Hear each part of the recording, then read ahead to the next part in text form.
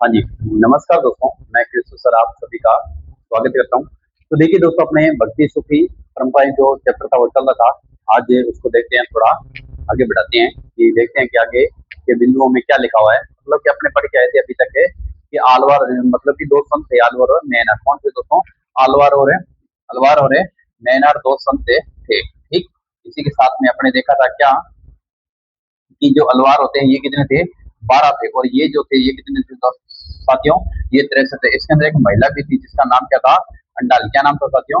अंडाल नाम में था। ठीक है, अपने आज देखते हैं। तो नैनार के अंदर जो महिला थी वो कौन सी है? ठीक है, और इसका एक ग्रंथ भी था जिसका नाम था नल या नल नलयेरा। क्या नाम था? नलयेरा दिव्य प्रबंधन, है ना? दिव्य प्रबंधन ये ग्रंथ था। चलो आप मेरे को कमेंट बॉक्स में ये बताओगे साथियों, ये ग्रंथ जो था ये लिखा किसने था, इसके लेखक का नाम क्या था और इसमें पद कितने थे? ये चीज आप मेरे को कमेंट में बताओगे, ठीक है। और नैनार जो है ये किसके भगत थे, और जो अलवार है ये किसके भगत थे? ये चीज आप मेरे को बताओगे। ओके, तो चलिए दोस्तों अपनी क्लास स्टार्ट करते हैं और आगे देखते हैं। तो सबसे पहले बिंदु लिखिए साथियों, अपना क्या आएगा? स्त्री भगत। क्या आएगा? स्त्री भगत। चलिए, पहला बिंदु है अपना कौन सा? स्त्री भगत।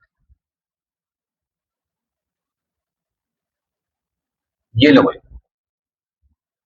अब देखिए साथियों, इसके अंदर क्या होता है, मतलब स्त्री भगत है, यानी जो इसके अंदर जो महिला थी ना, क्या नाम था उसका? अलवार संत की एक महिला थी जिसका नाम था अंडाल। ठीक, अंडाल नाम की जो महिला थी ना, इसने क्या किया था साथियों? एक मिनट रुकना। इसने क्या किया था, मतलब कि सबसे पहले तो ये देखा जाता है कि इस परंपरा के अंदर, मतलब कि इस भक्ति परंपरा के अंदर क्या था साथियों, कि महिलाएं जो थी ना, महिलाएं उनकी उपस्थिति, तो ये सबसे बड़ी विशेषता थी इनकी, या विशिष्टता मान सकते हो आप कि इनके अंदर जो महिलाएं थी उनको उपस्थिति थी। ठीक है, जो अंडाल ये महिला ना, ये क्या करती है साथियों?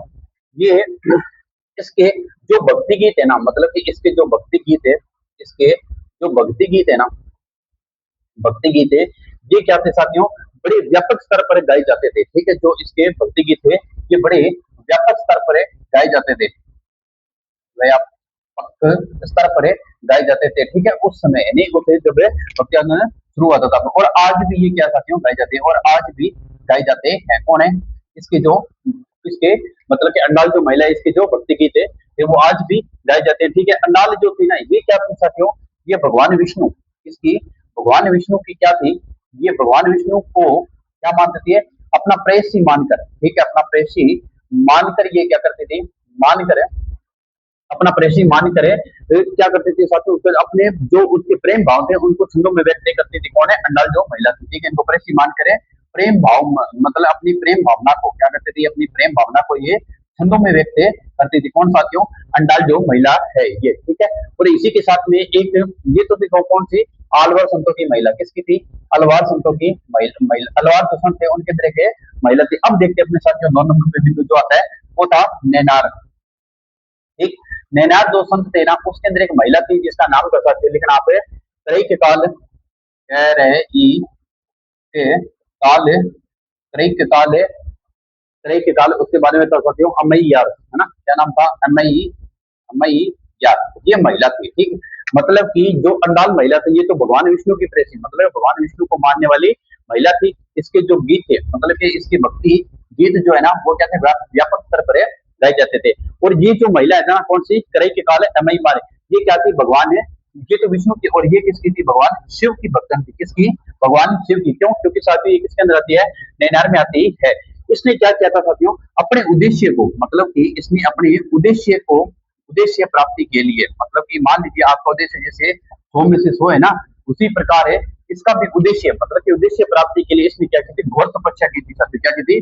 घोर तपस्या की थी। किसने? तपस्या, क्या? तपस्या, है ना? तपस्या की थी। किसने? इस महिला ने। किसने साथियों? जो महिला है ना, क्या करे के काल है ने, इसने घोर तपस्या की थी। ठीक है, उसी के साथ में आप और क्या लिख सकते हो, मतलब कि इन जो महिला है ना, ये दोनों जो महिला इन्होंने क्या किया? अपने सामाजिक कर्तव्य का परित्याग किया था। किसने साथियों? जो ये महिला है इन्होंने क्या किया था? अपने सामाजिक, क्या लिख सकते हो आप? अपना जो सामाजिक कर्तव्य होता है ना, कर्तव्य, उसको क्या किया था इन्होंने? कर्तव्य, इसको त्याग दिया। तो साथियों किसने, इन दोनों महिलाओं ने क्या किया, अपने सामाजिक के कर्तव्य का त्याग दिया। और इसी के साथ में आप ये भी लिखते हो, ये भी किसी भी मतलब कि ये किसी भी भिक्षुणी, यानी जो भिक्षु ने, ये किसी भी भिक्षु समुदाय से नहीं जुड़ी हुई थी। कौन दोनों, ये दोनों जो महिलाएं थी साथियों, ये क्या था, किसी भी जो भिक्षु समुदाय होता है, मतलब जो भिखारियों का समुदाय होता है, उनसे नहीं जुड़ी हुई थी। कौन है, एक तो अंडाल थी और दूसरी काल अमई यार जो महिला है वो। ओके, तो ये इनके बारे में था, अंडाल और नैनार महिला के बारे में। ठीक है, तो मैं अब आपको इसको लिखवाता हूँ, है ना। चलिए अपने अब इसको लिखते हैं, मेरे साथ के साथ आप लिखना चाहते हो।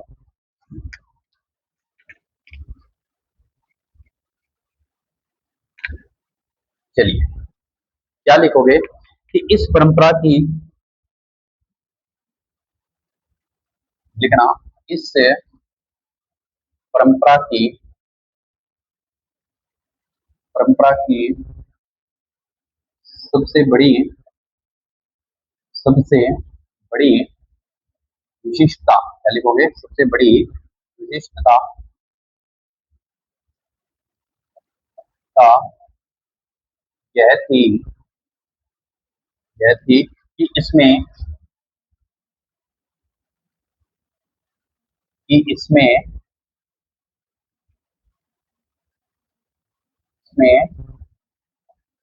इसमें महिला, महिला, इसमें महिला की स्थिति थी। क्या लिखोगे, इसमें महिला की स्थिति थी, है ना। और वो महिला थी जो कौन थी, जो आलवर संतों की जो महिला थी उसका नाम क्या था साथियों, अंडाल। ठीक, लिखना, अलवार स्त्री, अलवार स्त्री अंडाल, अलवार स्त्री कौन थी, अंडाल, अंडाल। इसके भक्ति गीत, इसके भक्ति गीत, भक्ति गीत बड़े व्यापक स्तर पर, क्या लिखोगे, बड़े व्यापक स्तर पर, स्तर पर गाए जाते थे, व्यापक स्तर पर गाए जाते थे, गाए जाते थे, है ना।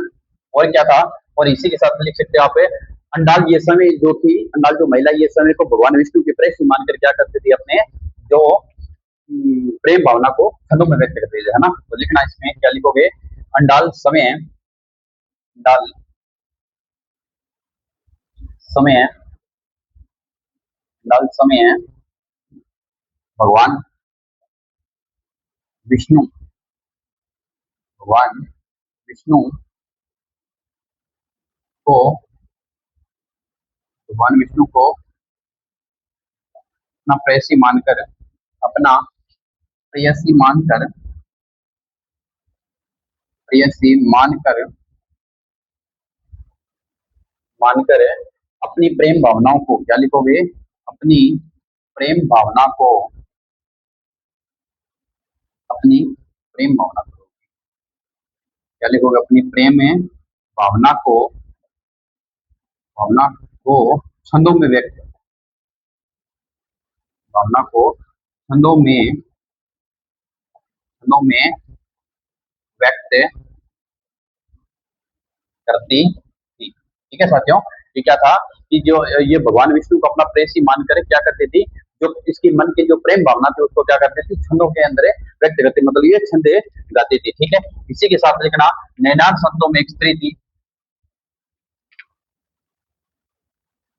नैनार संतों में, संतों में स्त्री, संतों में स्त्री, इसका नाम क्या था, कई काल, कई काल, कई काल है।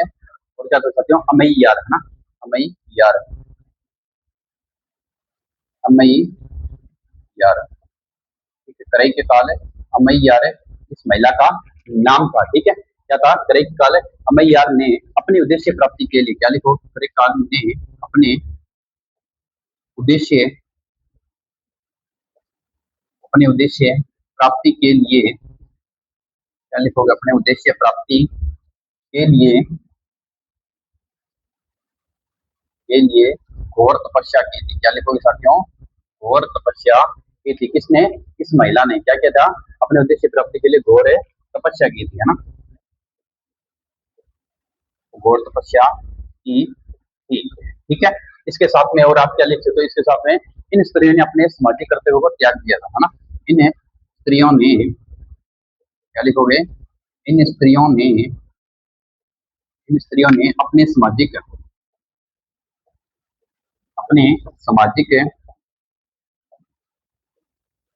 कर्तव्यों कर्तव्यों का का परित्याग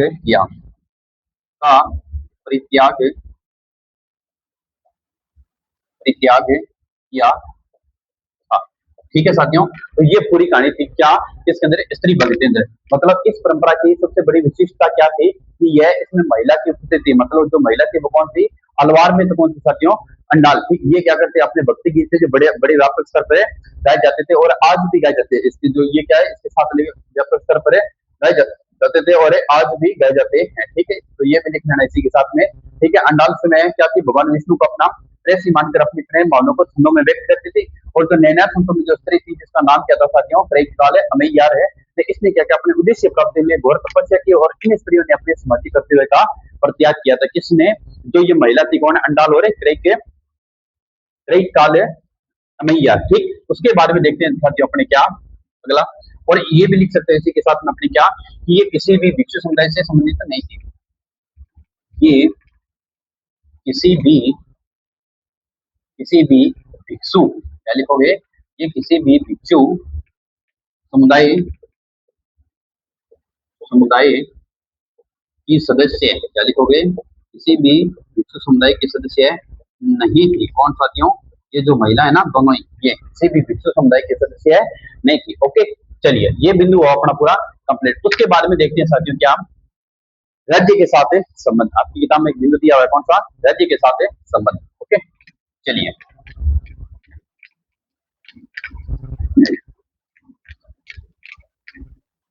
ये हो गया पूरा अपना बोर्ड है साफ। ओके, चलिए भाई अब लिखते हैं कौन सा राज्य। लिखना बिंदु अगला आपकी किताब में है, राज्य के साथ है संबंध। देखते हैं भाई ये राज्य के साथ में जो संबंध है उत्तरार्ध कौन कौन से थे और कौन कौन से वो राज्य थे। ठीक, राज्य के साथ है संबंध। ओके, राज्य के साथ है संबंध। अब देखिए साथियों, अब देखिए अब क्या होता है साथियों कि उत्तरार्ध के अंदर जो थे ना, राज्य का उद्भव और विकास हुआ था। किसमें? उत्तरार्ध के समय। उत्तरार्ध में क्या होता है? जो राज्य था उसका उद्भव और विकास हुआ। और इसके अंदर जो राज्य जो शामिल थे ना, वो राज्य कौन कौन से थे साथियों? एक तो राज्य कौन सा था? एक तो था अपने पल्लव। कौन सा था? पल्लव। और एक कौन सा था? पांडव। ये दो राज्य क्या थे साथियों? पहले से शामिल थे। ठीक है, अब हम बात सकते हैं, लेकिन कई शताब्दियों से जो मौजूद थे ना, देखो जैन और बौद्ध, कौन से साथियों? जैन प्लस में बौद्ध। जैन व बौद्ध दो दो धर्म थे ना, ये कई शताब्दियों से क्या थे? ये कई शताब्दियों से पहले से ही वहां पे क्या थे? मौजूद थे। ठीक है, क्या थे? मौजूद है थे। ठीक है, ये भी आप इसके अंदर लिख सकते हो, मतलब कि जैन और बौद्ध है कई शताब्दियों से यहाँ पे क्या थे? मौजूद थे। और इसी के साथ में अब देखो, इनको जो था ये है कौन है? जैन बौद्ध। इनको क्या होता था साथियों? इनको कोई भी राजकीय, ठीक, मतलब कि कोई भी सरकारी संरक्षण, ठीक है, राज्य के सरकारी संरक्षण प्लस में अनुदान है, जो मतलब कि गवर्नमेंट के द्वारा जो चीजें दी जाती है ना, मतलब अनुदान है, वो कभी कभार ही क्या होता था इनको, मतलब नसीब में होता या फिर इनको कभी कभार ही मिल पाता था। ठीक है, इनको ये जो ये अपने जैन और बौद्ध है, इनको क्या था? अनुदान है कभी कभार है। ये लिखना मेरे साथ के साथ है, कभी कभार ही क्या था साथियों? कभी कभार है हासिल होता था। ठीक है, कभी कभार हासिल होता था किनको? जो जैन और वो थे इनको। ठीक है, उसी के साथ में देखना चाहते हैं और है कि सबसे जो शक्तिशाली, मतलब कि सबसे जो शक्तिशाली जो वंश था वो कौन सा था? देखिए मैं लिखता हूँ यहाँ पे कि शक्तिशाली जो वंश था ना, कौन सा था इसमें? वो था साथियों कौन सा? चोल वंश। कौन सा था? चोल वंश। अब देखिए साथियों जो चोल वंश था ना, ये इनका जो समय था वो था लगभग है 9वीं शताब्दी से, 9वीं से क्या लिखोगे आप है? 9वीं से 13वीं शताब्दी। ठीक है, इनका जो समय था किसका? चोल वंशों का। ये क्या था? 9वीं से 13वीं शताब्दी तक इनका समय था। और इसी के साथ में मतलब कि जो चोल वंश के जो राजा थे ना, कौन है? ये जो चोल वंश के जो राजा थे, ये इन्होंने क्या किया साथियों? राजा ये क्या करते थे? ब्राह्मण कौन थे? एक तो देख लिखना मेरे साथ है, ब्राह्मण और और भक्ति परंपरा का समर्थन दिया था इन्होंने। ब्राह्मणों ने जो भक्ति परंपरा थी ना, भक्ति परंपरा का समर्थन दिया था। किसने? इन्हें चोल समर्थन समर्थन दिया था। किसने? जो चोल वंश के जो राजा थे वो। ठीक है, अब ऐसा क्यों होता है साथियों? दिया था। और भगवान विष्णु और शिव के मंदिर में अनुदान, मतलब कि इन्होंने क्या किया था? भगवान एक तो शिव का मंदिर, ठीक, अपने पढ़ के आए थे, भगवान शिव प्लस में विष्णु, भगवान विष्णु के जो मंदिर थे ना, उनके अंदर इन्होंने क्या किया था साथियों? जो ये चोल वंश के जो राजा थे उन्होंने अनुदान दिया था। ठीक है, अनुदान दिया था और बड़ी मात्रा के अंदर इन्होंने क्या किया कि जो अपने भारत, दक्षिणी भारत के अंदर इन्होंने क्या किया था? ये मंदिर भी बनवाए थे। इन्होंने क्या किया था साथियों? मतलब अनुदान तो दिया, लेकिन इसी के साथ साथ इन्होंने क्या किया था साथियों? मंदिर भी बनवाए थे। ठीक है, इसने इन्होंने मंदिर भी बनवाए थे। ठीक है, अब मंदिर जो आते हैं, एक तो था, आप लिखना मेरे साथ के साथ है, चिदब्रह्म का मंदिर। एक तो कौन सा था? चिदब्रह्म का मंदिर। और इसी के साथ में एक मंदिर और था, तंजावुर। कौन सा था? तंजावुर। ये क्या थे? ये मंदिर थे साथियों, कौन थे? ये मंदिर थे। और एक मंदिर और था जिसका नाम था गंगेकोंड चोलपुरा। गंगेकोंड चोलपुरा, ये मंदिर थे। ठीक, बड़े बड़े मंदिर थे साथियों। ये मंदिर किसके थे? ये मंदिर थे भगवान शिव के। विशाल मतलब इन्होंने क्या किया? मंदिर का निर्माण करवाया था साथियों। किसने? जो चोल वंश के शासक थे ना, राजा थे, उनका समय क्या था? 9वीं शताब्दी से 13वीं शताब्दी के राजा थे। इन्होंने ब्राह्मणों और भक्ति परंपरा के समर्थन दिया और इसी के साथ में भगवान विष्णु के उनके अनुदान दिया और इसी के साथ में इन्होंने भगवान शिव के मंदिर बनवाए थे, जिसका और कौन कौन से हैं? चिदब्रह्म, और एक आता तंजावुर, और एक आता कौन था? गंगे कोट धौलपुरा। ठीक है, ये मंदिर थे साथियों। इसी के साथ में अब देखते हैं कि इन्होंने मंदिर, मतलब ये क्या कहते हैं? ये कहते हैं कि देवीय समर्थन। क्या है साथियों? देवीय समर्थन है, समर्थन है, देवीय समर्थन है पाने का दावा किया था। देवीय समर्थन पाने का इन्होंने क्या किया था? दावा किया था। पाने का दावा किया किसने? तो चोल वंश के जो राजा थे। ऐसा क्यों? क्योंकि सत्ता प्रदर्शन पाने के लिए इन्होंने क्या किया? आज मान लीजिए कोई राजा है, ठीक है, अपने देश भारत के अंदर मान लीजिए अगर राजा प्रशासन होता तो क्या कहते हैं? जैसे मान इन्होंने क्या अपने राजा प्रशासन, मतलब इन्होंने अपनी सत्ता का प्रशासन पाने, मतलब सत्ता के प्रदर्शन के लिए जाते हैं। ठीक है, सत्ता के प्रदर्शन के लिए इन्होंने क्या कहते हैं? सुंदर सुंदर मंदिर बनवाए थे, जिसके अंदर भगवान की मूर्तियां वगैरह भी इन्होंने लगवाई थी। ठीक है, पत्थर व धातु से निर्मित, क्या थे? पत्थर प्लस में धातु से निर्मित जो मूर्तियां थी, प्रतिमा थी भगवान की, उनकी लगवाई थी। बड़ी बड़े बड़े बड़े मंदिर बनवाए थे इन्होंने। किसने? जो चोल वंश के राजा थे, सम्राट थे, इन लोगों ने। क्यों? क्योंकि इनके मंदिर एक क्या थे? जो थे ना, इनके मंदिरों में तमिल भाषा में शिव भजनों का गायन भी किया जाता था। मतलब कि जो मंदिर बनवाए गए थे इन मंदिरों में तमिल भाषा में, किस भाषा में साथियों? तमिल भाषा के अंदर जो भजन थे ना, भजनों का गायन किया जाता था। किसका साथियों? भजनों का गायन भी किया जाता था, भजनों का गायन किया जाता था। और जो ये भजन, मतलब कि जो तमिल भाषा के अंदर जो ये भजन गायन किया जाता था, इन्होंने क्या किया था साथियों? इसका मतलब कि प्रचलित करने के लिए, किसको? इन भजनों को प्रचलित करने के लिए इन्होंने किसके अंदर इन्होंने एक ग्रंथ था तवरम। कौन सा था? तवरम ग्रंथ था। और ये किससे जुड़ा होता? ये नैनार संतों का ग्रंथ था। किसका साथियों? नैनार संतों का ये ग्रंथ था। ठीक है, नैनार संतों का ये ग्रंथ था। कौन सा? तवरम। इसके अंदर इन्होंने क्या किया था? इसको संकलित करवा दिया था। मतलब कि इसको इसके अंदर लिखवाने का जो जिम्मा उठाया था वो किसने उठाया था? चोल वंश के जो सम्राट यानी जो राजा लोग थे, उन्होंने जिम्मा उठाया था। ये पूरी कहानी थी साथियों किसकी? अपने राज्य के साथ में संबंध। कैसे? देखो दोबारा समझो, राज्य के साथ में संबंध, मतलब कि जो उत्तरार्ध के अंदर क्या होता है साथियों? राज्यों का क्या होता था? उद्भव और विकास होना शुरू हुआ था। उद्भव और विकास होना शुरू हुआ। ठीक, जिसमें से कौन सा था? पल्लव और पांडव, जो ये राज्य क्या थे? इनका विकास हुआ। जैन और बौद्ध धर्म के कई शताब्दियों से यहाँ पे पहले से मौजूद थे। ठीक है, इनके पास में क्या होता था? इनके जो राज्य के संरक्षण और अनुदान इनको कभी कभार ही मिल पाता था। ठीक है, उसके बाद में जो सबसे शक्तिशाली दक्षिणी भारत के अंदर अगर कोई वंश आता है लोगों को, उनका चोल वंश था। उनका समय अगर पूछा जाए तो कौन सा था साथियों? 9वीं शताब्दी से लेकर के 13वीं शताब्दी के मध्य। यहाँ के जो राजा होते थे उन्होंने क्या किया? ब्राह्मण और भक्ति परंपरा का समर्थन दिया। ऐसा क्यों आता है? उन्होंने ऐसा सोचा था कि मान ली वो कहते कि भगवान ने हमें भेजा है किसके लिए? मतलब कि लोगों की सेवा करने के लिए, या फिर लोगों के पास में हमने भेजा था भगवान के रूप में। ठीक है, ऐसा ये मानते थे। और भगवान शिव के अनुदान, साथ में मंदिर कौन से? भगवान शिव के अनुदान भी दिया इन्होंने। ठीक है, और मंदिर भी बनाए, चिदम्बर और तंजापुर और गंगे और चौलपुरा का मंदिर बनवाया था। ठीक है, इसके बाद में जो तमिल भाषा में जो भजनों का गायन होता था साथियों, उसका इन्होंने कहाँ पे संकलित करवाया था? तवरम नाम का एक कोई ग्रंथ था, उसके अंदर जो किसके था? नैनार संतों के द्वारा संकलित ये ग्रंथ था। ओके, ये थी पूरी पीछे इसकी कहानी। तो अब मैं आपको क्या करता हूँ दोस्तों? लिखवाता हूँ, है ना। चलिए आप एक बार इसका स्क्रीनशॉट ले लो।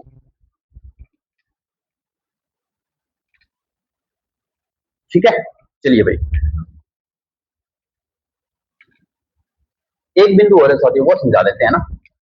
चलिए अगला बिंदु आपका क्या, कर्नाटक की वीर शैव परंपरा। ठीक, शायद आपकी किताब में ऐसा कोई बिंदु होगा, देखना आप पे, कर्नाटक की वीर शैव परंपरा। ओके, चलिए फिर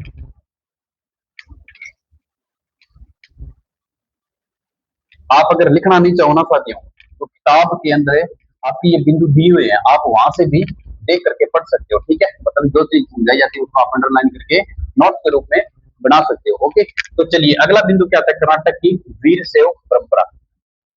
ठीक, कर्नाटक की वीर शैव, क्या लिखोगे, कर्नाटक की वीर शैव, वीर शैव परंपरा। चलिए इसके अंदर देखते हैं क्या था। इसके अंदर क्या होता है साथियों, इसके अंदर होता है कि 12वीं शताब्दी के अंदर, किसमें साथियों, 12वीं शताब्दी के अंदर क्या होता है, 12वीं शताब्दी में, 12वीं शताब्दी में एक नवीन आंदोलन का, कहाँ पे, कर्नाटक के अंदर एक नवीन आंदोलन का, कहाँ पे, कर्नाटक।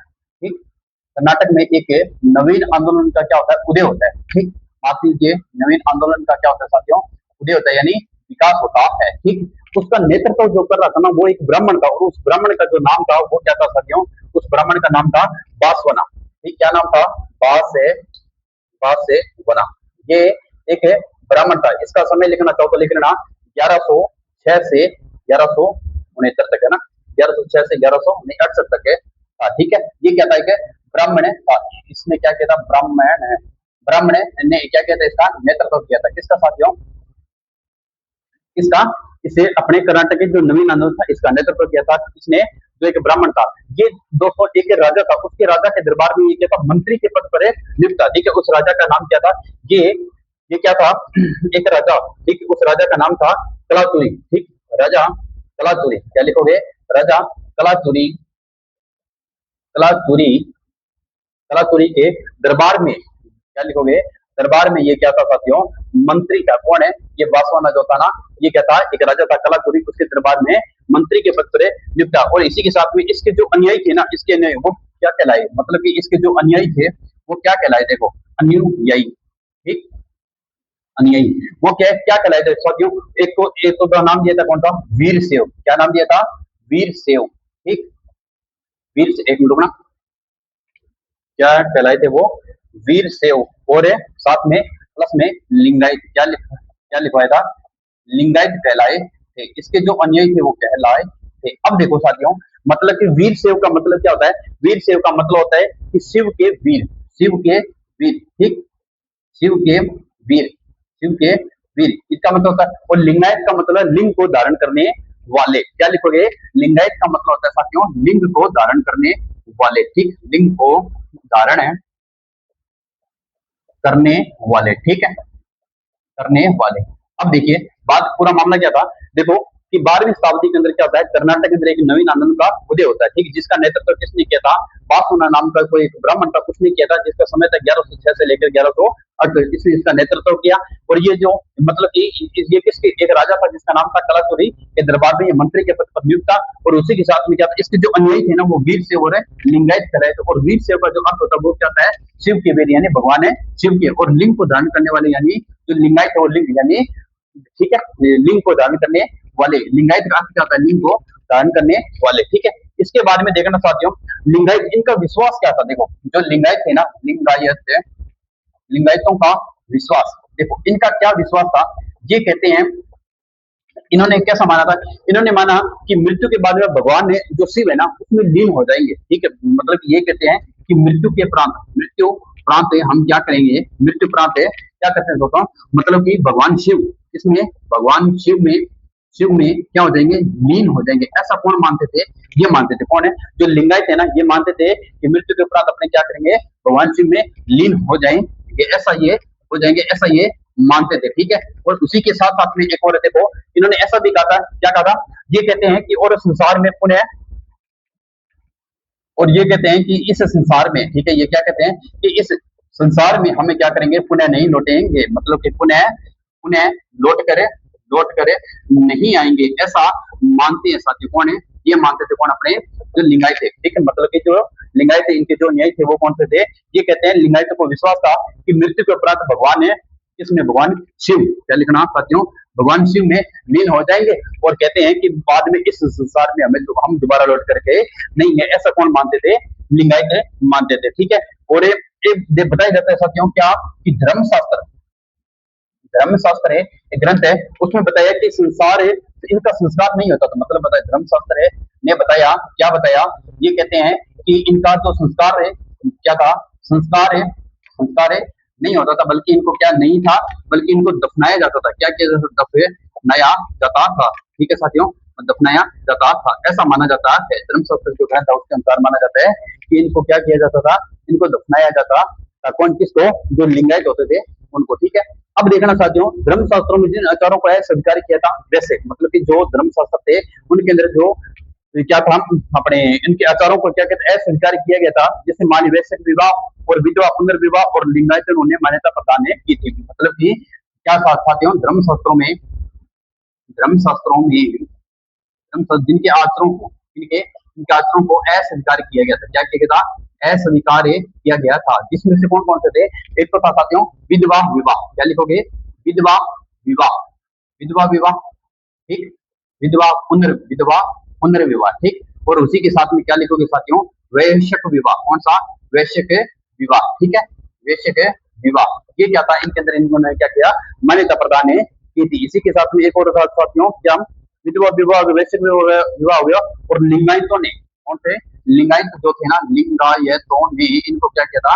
मान्यता प्रदान की थी, ठीक है साथियों, क्या की थी? मान्यता प्रदान की थी।